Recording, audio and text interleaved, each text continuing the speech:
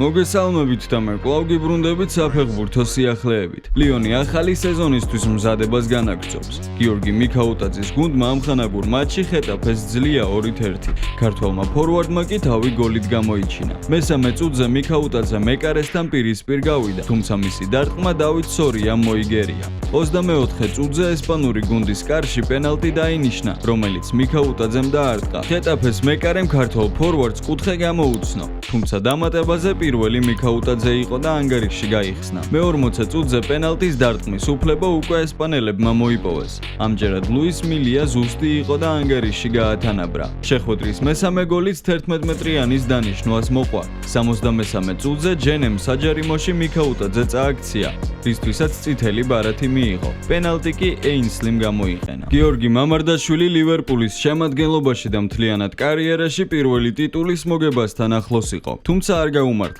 მართალია, ქართველი მეკარე კრისტალ პალასთან ინგლისის სუპერთასის შეხვედრაში თადარიგში დარჩა და ძირითად შემადგენლობაში ალისონი თამაშობდა, თუმცა გიორგის პირველი მერსესაიდული ჯილდო უდაოდ აღნიშვნის ღირსი იქნებოდა. ბუნებრივია იმის გამო, რომ ალისონმა ოჯახური პრობლემების გამო წინა სასეზონო მზადების გარკვეული ეტაპი გამოტოვა. იყო იმედი იმისა, რომ არნე სლოტი მამარდაშვილს მისცემდა თავის გამოჩენის საშუალებას. თუმცა ნიდერლანდელმა სპეციალისტმა ნდობა მაინც ბრაზილიელ გოლკიპერს გამოუცხადა. არადა შეხვედრას ისეთი მიმდინარეობა ჰქონდა, რომ მეკარის როლი წინა პლანზე გამოვიდა, რადგან გამარჯვებული 11 მეტრიანების სერიაში გამოვლინდა, სადაც ბეკერს მისმა კრისტალ პალასელმა კოლეგამ 딘 ჰენდერსონმა აშკარა დაჯობა. დაინიშნა 11 მეტრიანების სერია, სადაც ლივერპული მოჰამედ სალაჰმა, ჯეიმს მაკალისტერმა და ჰარვი ელიოტმა დააღალატეს. ეგვიპტელმა დიდი მანძილით ააცილა, ხოლო არგენტინელსა და ინგლისელს პენალტი ჰენდერსონმა აუღო. ალისონმა კი მხოლოდ 11 მეტრიანი მოიგერია. ერთ შემთხვევაში კი პალასის ფეხბურთელმა ხარიხას გაარტყა. წარმატებები გიორგი მამარდაშვილს და იმედია მას მალე ვნახავთ ძირითად შემადგენლობაში. მანჩესტერ სიტიმ შესაძლოა როდრიგო დაიმატოს, ამის შესახებ ცნობილი ინსაიდერი ფაბრისიო რომანო წერს.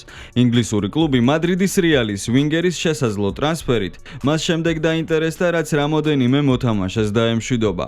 ამასთან, როგორც იწერება ქალაქელების მთავარი მწვრთნელი, ლეგენდარული პეპ გვარდიოლა ბრაზილიელი ფეხბურთელის დიდი ხნის თაყვანისმცემელია.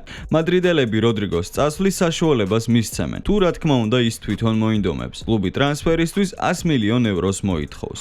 შეგახსენებთ, რომ როდრიგოს მოქმედი კონტრაქტი 2028 წლის ივნისამდეა გათვლილი. გასულ სეზონში როდრიგომ 54 მატჩი ჩაატარა, 14 გოლი გაიტანა და 11 ასისტი მიითვალა. ტრანსფერმარკეტზე მისი საბაზრო ღირებულება 90 მილიონი ევროა. ესპანელი ჟურნალისტის ექტორ გომესის ინფორმაციით, გიორგი ჩაკვეტაძე ვალენსიას გააქტიურებას ელოდება, თუმცა ღამურებისთვის ტრანსფერის განხორციელება რთულია, რადგან ვოტფორდი 6,7 მილიონ ევროს ითხოვს. ესპანური კლუბისთვის აღნიშნული თანხა საკმაოდ დიდია და ქართველი შემტევის დამატება ძალიან გაუჭირდება. ფეხის თითის ტრავმის გამო ჩაკვეტაძემ ჩემპიონშიპის პირველი ტური გამოტოვა. ჩარლტონმა შინ ვოტფორდს 1-0 მოუგო. პაოლო პეცოლანოს გაწვრთნილი გუნდი შემდეგ მატჩს ინგლისის ლიგის თასზე საკუთარ კედლებში ნორვიჩთან გამართავს. შემდეგ კი ჩემპიონშიპის მეორე ტურში QPR-ს მიიღებს. ჩაკვეტაძეს აპრილის შემდეგ არ უთამაშია. გიორგიმ ვერც ზაფხულის ამხანაგურ შეხვედრებში მიიღო მონაწილეობა და ბრიტანული გამოცემების ინფორმაციით, ვოტფორდი მის მიმართ მაქსიმალურ სიფრთხილეს იჩენს. ჩაკვე გუნდის ერთ-ერთი ლიდერია და კრაზანები მასზე დიდ იმედს ამყარებენ. ვოტფორდის მიზანი პრემიერ ლიგაში დაწინაურებაა, თუმცა ბრიტანულ გამოცემებს მათი წარმატების არ სჯერა. ოპტა ვარაუდობს, რომ კრაზანებს ჩემპიონშიპში ადგილის შესანარჩუნებლად მოუწევთ ბრძოლა. BBC კი აცხადებს, რომ ვოტფორდი მე-14 ადგილს დაიკავებს. სენტ-ეტიენის ქართველ ფეხბურთელ ზურიკო დავითაშვილს არაერთ უცხოურ კლუბს უკავშირებენ. ბოლო პერიოდში ევერტონზე, რენზე, სტრასბურგზე, გლადბახზე და სევილიაზე დაიწერა. თუმცა უცხოური გამოცემის მიხედვით მწვანეებს ოფიციალური შეთავაზება არც ერთისგან მიუღიათ. ზურიკო დავითაშვილთან დაკავშირებით სენტ-ეტიენის პოზიცია ნათელია. ქართველი ფეხბურთელი არ იყიდება. კლუბი მზად იქნება პოზიციის გადასახედად თუ 20 მილიონი ევროს ოდენობის წინადადებას მიიღებს. ამ ეტაპზე მწვანეებისთვის მსგავსი შეთავაზება არავის გაუკეთებია. ჩვენი ინფორმაციით ამ ზაფხულ სენტ-ეტიენს დავითაშვილის თაობაზე არც ერთი ოფიციალური წინადადება არ მიუღია. 24 წლის გარემარბს სატრანსფერო ბაზარზე კარგი რეპუტაცია აქვს, თუმცა სენტ-ეტიენის მიერ მოთხოვნილი თანხა მისით დაინტერესებულ კლუბებს აფრთხობს. ამჟამინდელი მდგომარეობით დავითაშვილს სენტ-ეტიენიდან წასვლა გაუჭირდება. წერს ფრანგული გამოცემა. შეგახსენებთ, რომ ზურიკოს მწვანეებთან ხელშეკრულება 2028 წლის 30 ივნისამდე აკავშირებს. ქართველმა ფეხბურთელმა 2025-26 წლების სეზონის პირველ ოფიციალურ შეხვედრაში მიიღო მონაწილეობა და ლავალთან ცვლილებაზე შევიდა. არმან ცარუკიანმა ილია თოფურიაზე კიდევ ერთხელ ისაუბრა. სომეხმა მებრძოლმა TMZ Sports ინტერვიუ მისცა და განაცხადა, რომ ელმატადორს პირველივე რაუნდში დააფინიშებს. MMA-ის გულშემატკივარი რომ ვიყო ჩემი და თოფურიას ჩხუბს დიდი სიამოვნებით ვნახავდი, რადგან სუბუქწონით დივიზიონში საუკეთესო მებრძოლები ვარ და უნდა გავარკვიოთ ნომერ პირველი ვინ არის. როგორც ჩანს და ადრე აღვნიშნე, სატიტულო ჩხუბს ყველაზე მეტად ვიმსახურებ. როგორ წარიმართება ჩემი და ილიას ჩხუბი?